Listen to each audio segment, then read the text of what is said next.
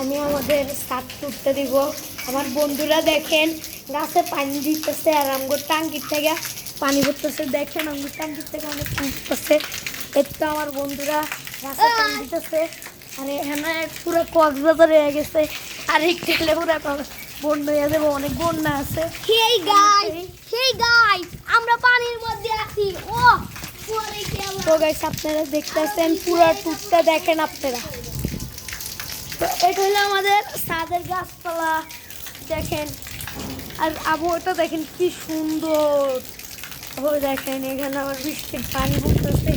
আর ওইদিকে দেখেন আর বাতাস অনেক বাতাস। আর আমার বন্ধুরা সরকারি কিন্তু যাচ্ছে একটা দেখেন গাছ অনেক সুন্দর। আর এদিকে জামা কাপড় আছে অনেকগুলা। এই দেখেন এদিক দেখেন আমাদের অনেক কি আছে। আর ওদিকে দেখেন এদিকে অনেক সুন্দর। আপনারা দেখতে থাকেন আর এনজয় করতে থাকেন। অনেক সুন্দর এদিকে দেখছেন গাইস, এদিকে প্রচুর সুন্দর।